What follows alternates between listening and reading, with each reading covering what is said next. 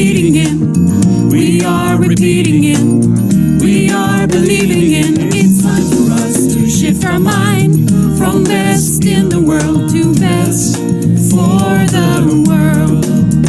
Make decisions intentional, to take decisions intentional, making decisions intentional. Make decisions intentional, to take decisions intentional, making decisions intentional. It creates a new world to mind a shift, intentionality, perceptuality, conceptuality. We are choosing to shift our mind to best for the world, best for our world.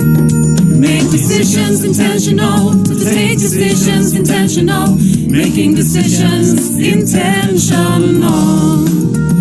Make decisions intentional, to take decisions intentional, making decisions intentional.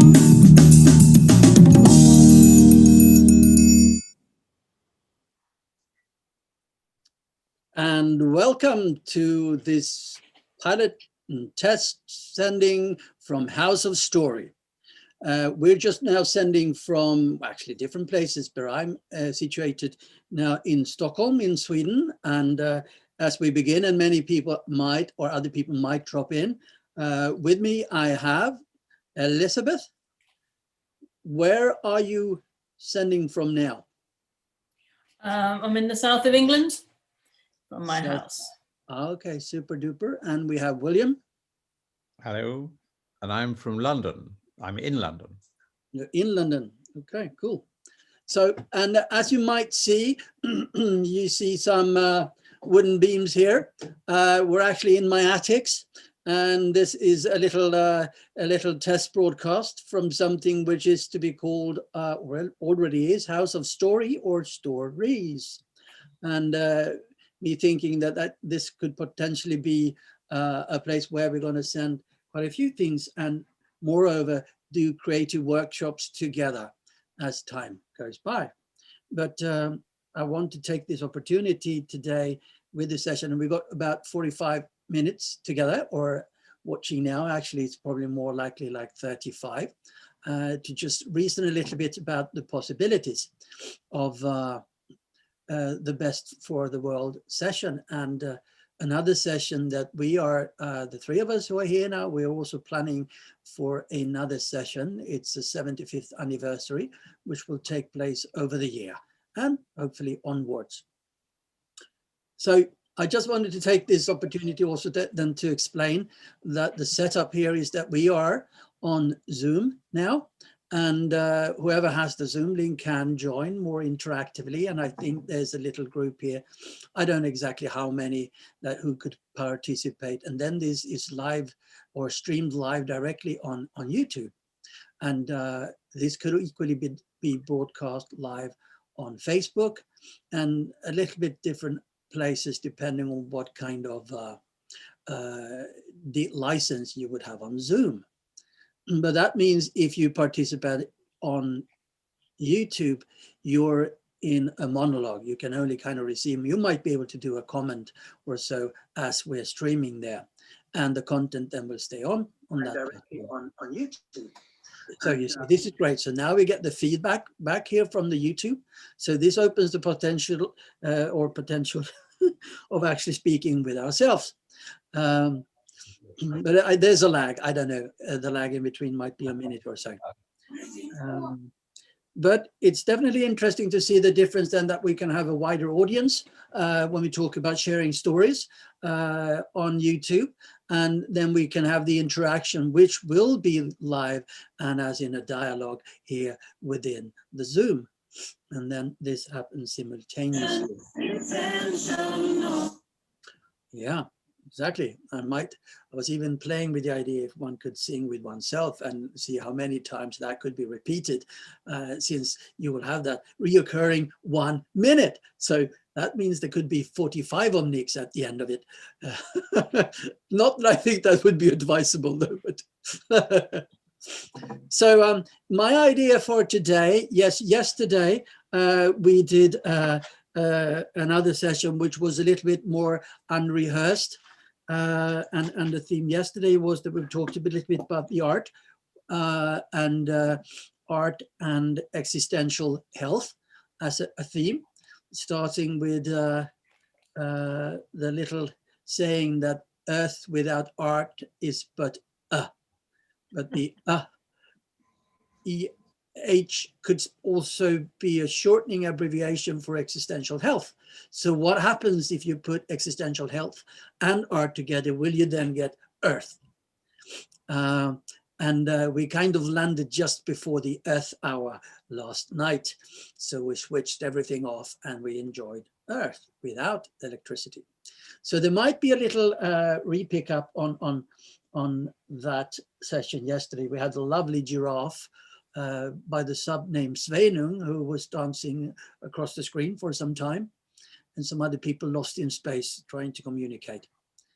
But my thinking of today would also then be to have a little, I could definitely share some stories from the House of Stories, but I want to take this opportunity to talk about some future possibilities as well, because the initiatives that Stellan, who is hosting, has taken here is to gather people around the theme of best for the world, not being best in the world, but best for the world.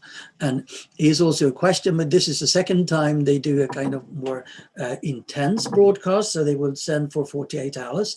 A year ago, it was a 4-day session they had. Of course, that's pretty intense, but to enable people from all around the world, there were different times just going. Then there's a request now if somebody would like to take on this. If we said that this was a relay, who will take the stick and who could potentially do a similar session and open up for more people within this. So that is, I thought this was interesting to see, would that be something for like the three of us to potentially discuss? Yes, please, Elizabeth. So can I understand, at the moment, we're talking on Zoom, but it's also being relayed through a YouTube screen as well. Absolutely. And the advantage of that is that people can see it on YouTube without having to connect with Zoom. We don't know who, I know we don't necessarily know who's seeing it when they're on, but if they're viewing it on YouTube, they can't communicate. They can just, as it were, receive. They can't sort of talk back. No. Yeah. Okay. So then the second question is, so I understand, is when you're talking about the 48 hours or whatever, you're saying that actually they're doing sort of a continuous Zoom meeting going on the whole period of time, or different people are sort of opening up a Zoom meeting following on.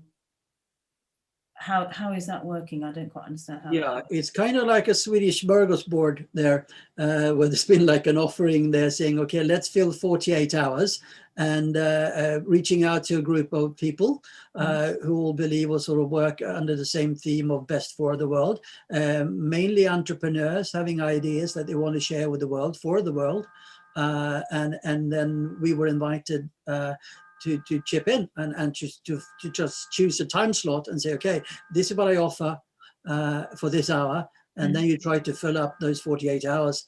And then at every hour, there will be like a restart. And every now and then the broadcast team would come in and do a summary, what's been seen, what's happened. Right, okay. Mm-hmm. Interesting though, Elizabeth, and thank you for asking them that, saying that, I mean, as we're in now here, we could have the chat running, and that could be sort of coordinated with somebody interacting with the chat as we do with dialogue. On the YouTube, you can, though you can't interact with what's happening, you can make comments. So you could actually have one person sitting on YouTube, and if there are any questions or any comments, that could be picked up there as well. And even if there was a question. So people could be typing comments into the YouTube, under the YouTube thing, as they do. And then we could have somebody watching that and then feeding that back into the chat on Zoom. Is that right? Absolutely. Yeah. That's it. So could somebody be watching this and the YouTube on the same screen? Yeah, I did yesterday. Oh, yeah. Okay. Okay. I am Just like- actually watching the YouTube. You are watching the YouTube. Aha. Okay. Right. So can you see, William, how big the lag is now, or? I don't- can't work it out. I've just seen myself get up with about 5 minutes ago. Oh, So really? YouTube's a bit behind, is it? So It's if you very, wave very your hand now, if you wave your hand, maybe you can start counting and see when that Well- appears.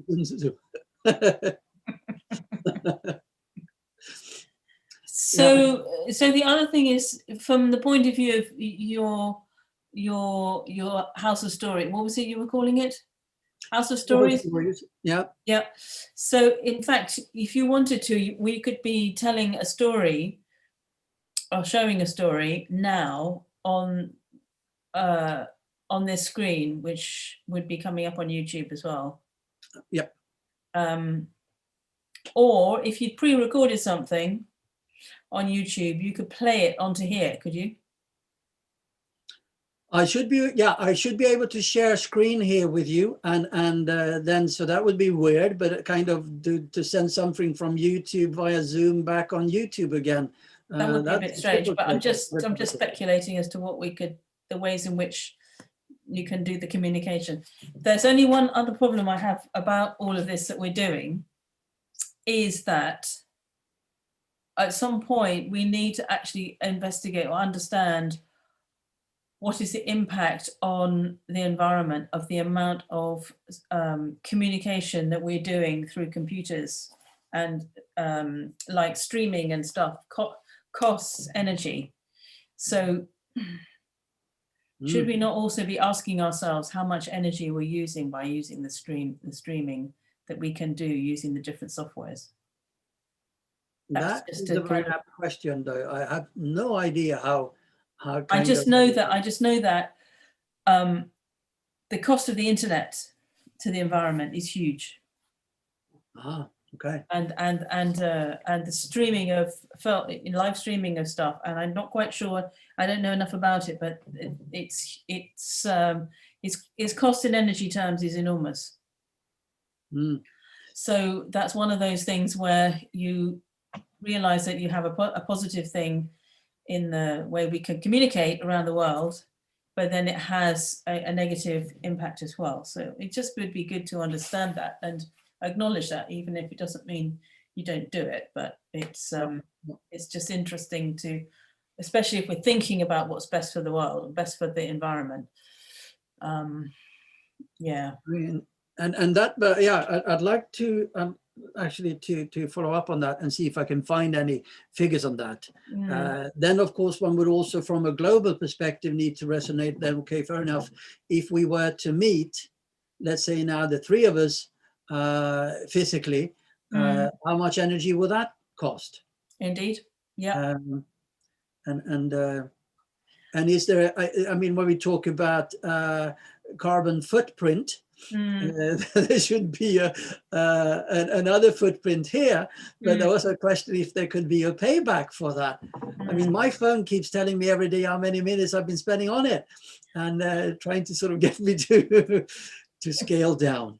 Yeah. Well, but so I mean, it's not to say, it's a bit like electric cars. All of these things we decide to do are not without a consequence. Even if we're doing something that's trying to save the planet, if you like, or save humankind, each step we take has other consequences, like long life bulbs use mercury. Then you have to think about, where does the mercury come from mercury mines in China, where people are poisoned by the mercury, or batteries use lithium. Where does the lithium come from? The damage it's doing to the environment in Chile, where they're mining the lithium, and how they produce it, and the effect it's having on fresh water in that part of Chile.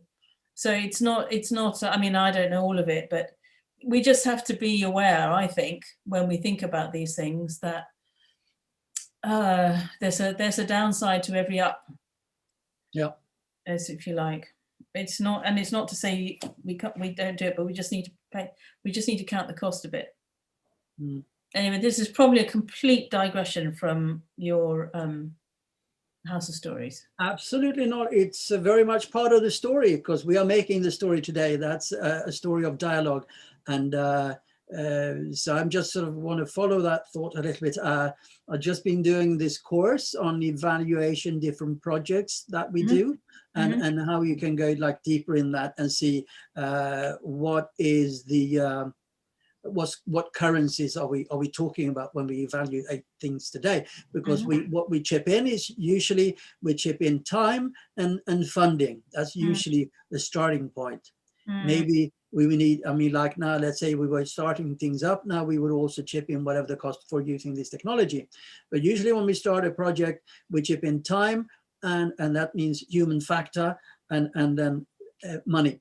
But then the outcome at the other end, moreover now, is often being calculated in three currencies, and that is, yes, the return on investment in money, but then is also social capital and environmental capital or climate capital.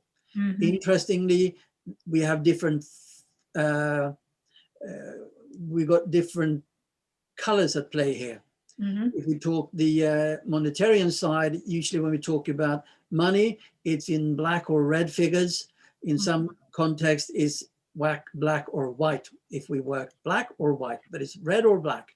When we evaluate the social currency, that's a new color to me. It's the orange color. What's the orange outcome of this? The interaction between people, what happened there, and all those things. And then you have the environmental, which then sort of validates what is the effect on the global world, the surrounding physically. And I think there's actually more and more now coming. I've been studying different, we've got a big food chain here in Scandinavia who is now starting with, they will actually mark up each product on so there's a little app where you can actually join in and see what is my footprint. When if I purchase these stuff, am I in the green line or the yellow or the red zone? And even though if you had a pre-produced meal with a lot of ingredients as complex as that, it would actually try to track back where were the different components made in that ready meal that I bought. And I could even tell my app, okay, I want to buy green today, so guide me. And so I think that is an interesting opening towards when we consume different things as we do now, when we also consume technology and communication here. That's kind of interesting because, I mean, that's in a way an enormous amount of work to gather that information together, but it's also an interesting element of trying to understand. Because I mean, when you look at especially pre-prepared things and you look at the the information on the packaging, sometimes it's so much of it and it's so complicated, it's actually quite difficult to untangle it. So it's interesting to actually sort of have more information about the impact of the things that you're buying, because I think there is I mean, some years ago there was quite a talk about, what was it called? Not purchasing power. This is what began to turn things around in supermarkets, when customers started demanding organically produced food and things like that. Well, the way we purchase things can make a difference to the way on what may seem a small thing that we do. Each individual making a choice collectively can have a bigger impact. William? About 6 seconds under 4 minutes. Really? Oh, really? That much delay? Yep. Oh, wow, fantastic. I didn't feel so long yesterday, but I don't know if that differs.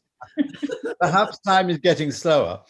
Maybe. Yeah, we are. I mean, we are. I don't know what time is like in Britain now, but here is 7:30. What are you? We're 6:30. We just changed Always clocks. the same relationship. Yeah. We all did, because there've been times where there've been 2 hours between you and me, so I don't know. When did you change your clocks? You changed at the same time. No, Yeah, I think you I changed think a week ago. It's either 2 o'clock or 3 o'clock a.m. Yeah, Yeah, but did you change this weekend, or did you change this longer morning. Today. this Oh, morning. right. So We changed last yesterday, night. Yeah. yesterday you were an hour Yeah. ahead Yeah. or behind. So I just lost 1 hour. So I'm a little bit tired today. So there you go. We all lost 1 hour. We Well, all- you get it back in the autumn. Well, thank you. I'm looking forward. No, you don't. You lose even more in the autumn. It works like that. Okay, you see, this is why when you look out, you actually see still some daylight behind me here that we did not do yesterday when we were broadcasting the same time. So So Really? it has already made quite a That's difference. interesting.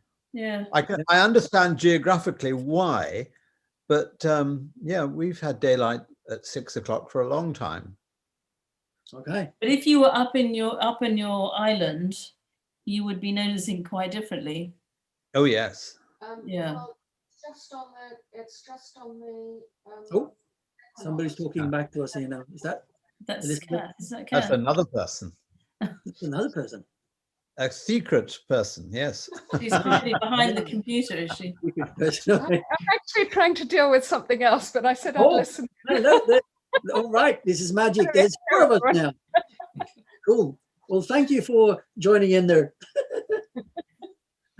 Coming back a little bit to House of Story, when we talk about our pattern of purchase and how we consume things. I mean, if we have those brandings, to me, is kind of knowing the story of our consumption.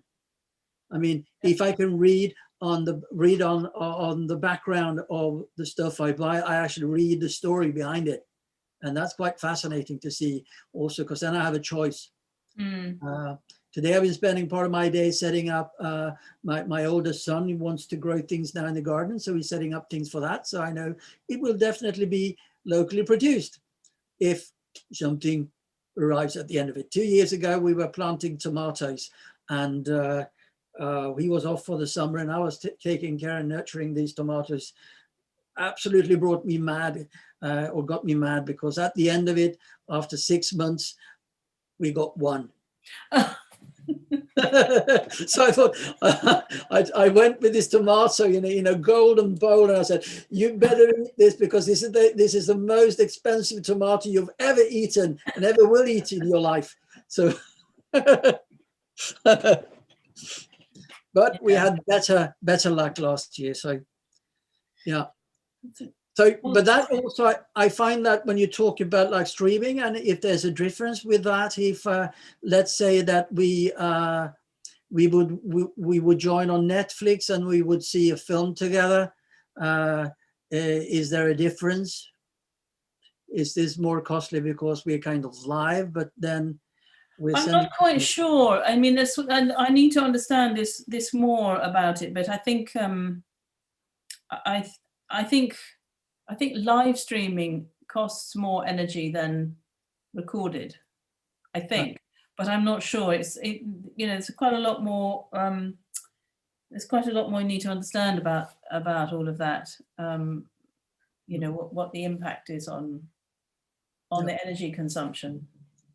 But I mean, somebody put me onto this. I've been sort of banging on about this a bit recently, but onto Mike Smith actually told me about a different search engine. Most people usually just by default use Google because you've got used to it. But actually, there are a couple of other search engines that have deliberately chosen to power their energy using renewable energy sources. And one that I'm using at the moment, it's quite easy to change over it, tool called Ecosia. And they have, it's non-profit, and they have a project linked to it so that they basically aim for worldwide tree planting projects related to the number of searches people do. So for every 5 searches you do, they plant another tree. Wow. But it's not only about just planting the trees, it's also about actually setting up community projects in villages around the world to encourage people to grow and care for the trees. And then, it's kind of interesting. It's an interesting program, actually. So it's Well, Yeah. that would be interesting though, if we say, because I've been looking at some of the, we talk about this Best for the World project and broadcast, if while broadcasting, one could also do something which is good for the world. Yeah, exactly. And Yeah. and the other thing that they do is that they have they do work quite hard on generating renewable energy themselves. So they're quite a big project on that. But Ecosia, worth looking up. Okay. Were you trying to show something, or was it just a photo? Yeah. I'm just trying another test to see if time gets longer. Oh, All right. Okay.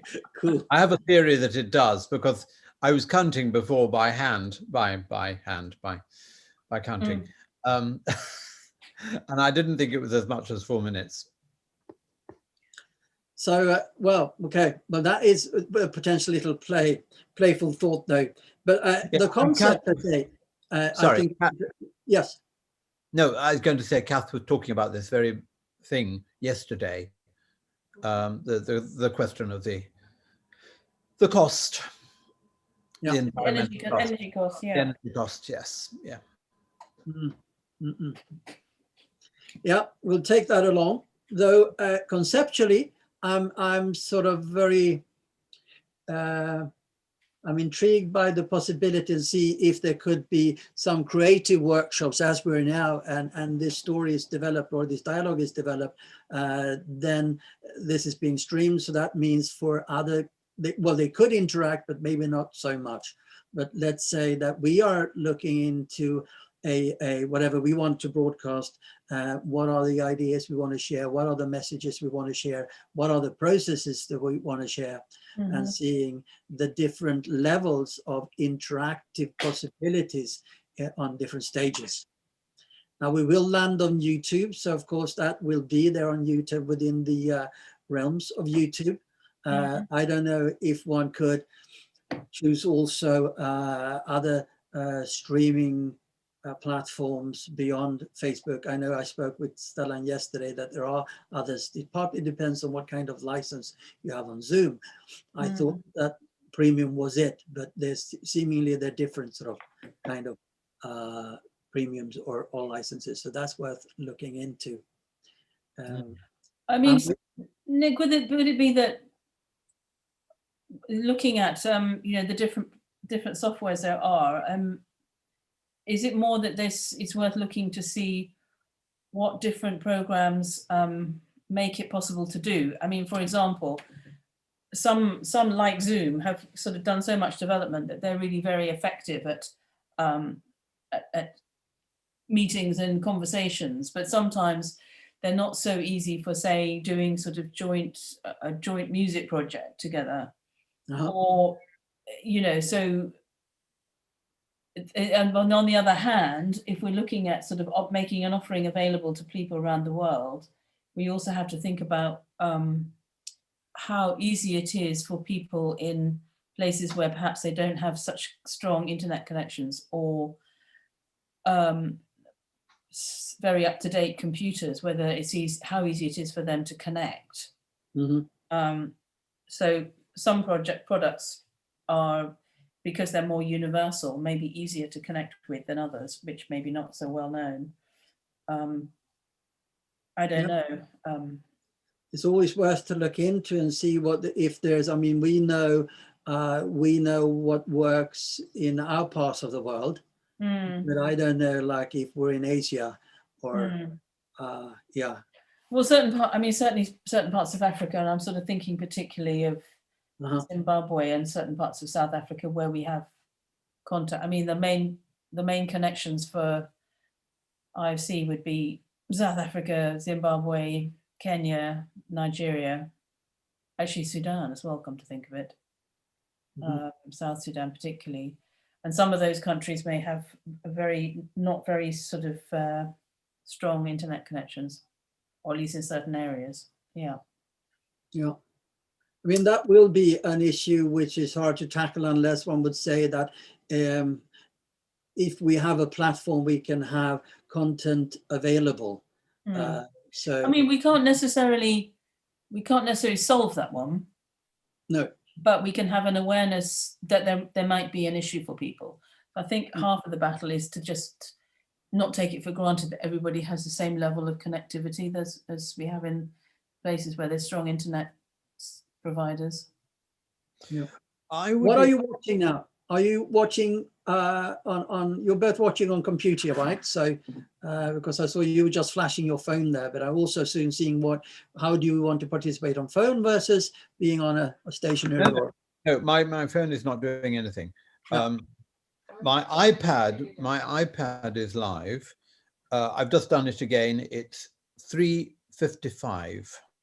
3:55. So it does change. Okay. No. Last time I said it was just a few seconds under 4. So now I know exactly what it is. Aha. Okay. Is it related? Yeah. Any of your neighbours are using the internet? Okay. I'm not.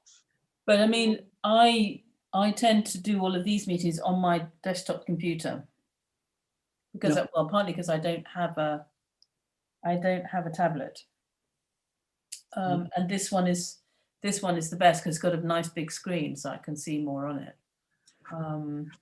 Yeah, and I'm on my MacBook. But I tend not to use my phone for this sort of thing, partly because it doesn't always pick things up very well, because our internet can be a bit dodgy in this area. So I tend not to use it for internet stuff. I mean, yeah, because it doesn't pick things up very well. Okay. And also because it's a bit small. Yeah. What I'd like to know is what happens if we'd done this in reverse. So you can do a live YouTube broadcast. Yeah. I'm not familiar with that, so Well, I- Nicoletta's done that. yeah. So what if we'd had the live YouTube and started the Zoom at the same time? well, that's what we've got at the moment, isn't it? Because we're live on YouTube at the moment. Yes, but we We're weren't going via start- Zoom. we didn't start it on Zoom. Okay, we're going from Zoom to YouTube at the moment. Exactly. Yeah, yeah. So I do you mean, think, I just don't understand the technology. I have no way of understanding it. But all I'm saying is it possible that we could have started the two things simultaneously? Maybe not. Maybe it's It's an always. interesting question. I mean, I'd be interested also to see, and we have now, as we're sending here, we've got like about 2 minutes to go now, just according to my clock anyway here. oh, But, right, okay. what would have been if we'd chosen now to go on Facebook, live on Facebook? Would they equally have been like about those 4 minutes, or yeah? And what if we do it at the same time? That's also interesting feature. Yeah. So if you're doing it live on Facebook, do you have to be on your own Facebook page, or do you go to a central page? No, I go straight on Facebook and I just go live from there. So it would go onto your Facebook page and they would be live on your Facebook page? Yeah, I would invite you to my page and Yeah. Is that better than Zoom? than YouTube? Well, the thing is there that I would broadcast straight away and I could interact with you. Of course, you would be chatting straight into it, and there's only that world. So and having comments in, but you would always need somebody who takes care of. Well, depends if one would be more performing, so to say, or hosting, then you would have somebody backline and checking up on all the chats, and also you need to be particular about sound. Is always the problem now. Is only, I mean, we're each one single at a computer, so we only have the one pickup. But as soon as you start to mix an instrument or a voice, then that usually needs to be mixed and in between. It's not straightforward, is it? We're coming close. I mean, this means we can keep talking a little bit more after here, but I think that as we have time, but I don't know if we proceed over that, but the idea is to finish 45. But we always have this little time lapse of a few give and take 15 minutes to be able to expand a little bit. I don't know exactly with Stellan if we automatically go off live, but we'll see that up in the window. If we do go off live, I would just like to thank anybody. I thank you for being here, and thank any of those who will come and watch this later on, an open discussion about the possibilities of using this setup now from House of Story, where hopefully many stories will be shared in the future and other places. So I'm just saying that. And then I wanted just to come back to the reason why I brought this up as also a bit more advanced idea with our joint friend Bo. I am checking up now with the use of 360 camera, whether if it would be possible to stream a 360 camera directly out on YouTube, which means you could partly suddenly maybe be part of a play. But of course, if you wanted to see that or interact physically with that, you would need a mobile device, as far as I understand, or you will be dancing around with your computer more with a phone. So we are checking up on that one. I find that a fascinating idea, but yet again, yes, that is even more technology for us, but is it possible, and how then could it be used? So Nick, the biggest question really is that we want to have some ways of sharing our art and performances in a way that works well, that comes across well. As you say, the quality of the sound, if it's, if we're doing some music, you need the quality of the sound to sound good. So which way it comes across best, whether it's through Zoom or YouTube or some other system or a combination. Yeah, I think my experience is that probably will not matter which platform we land in. It's more the matter of how we send it, because you will have, now I only have this little receiver here on my computer. So that will pick up any sound in the room. Ideally, what you can do then is actually steering that through a mixer. I got a friend now who is broadcasting every week by the grand piano, singing, and he's got then his co-host by the computer interacting, but they both have mics, so they can both interact, and then there's a separate mic for the piano, and sometimes he's on the guitar, and then there's a separate mic for that. So there will always be that mixing before what goes out. And I believe that the co-host actually got headphones on. So, right, because Nicolette does quite a lot of this, and I think she sent it out on YouTube, I think. But she's obviously got the right kind of microphones and things at home so that she can record the instrument and the singing at the same time. yeah. But as an example, is that not right, William? Yes, as far as I know. Yeah. One thing intrigues me. I don't know how are you hearing me? What's the quality of my speaking? Very good, my end. Yes, Yeah. at my end. Yeah. You, Elizabeth, you're a little echoey. That's the nature of your room, I suspect. It's probably bigger than.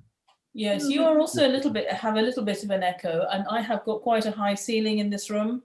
So yes, so there probably is a certain amount of echo. Yeah. Yes. No, I was talking with one of my technical friends or acquaintances who said, well, the first thing you've got to do, you've got to only use a headset. Now, that's okay if one's chatting. I was talking to someone the other day about the services that we do. It would look very odd if we were all in a church service with headphones on, and possibly not acceptable, or certainly not acceptable to some people. But it seems that actually the sound isn't bad with at least a single voice.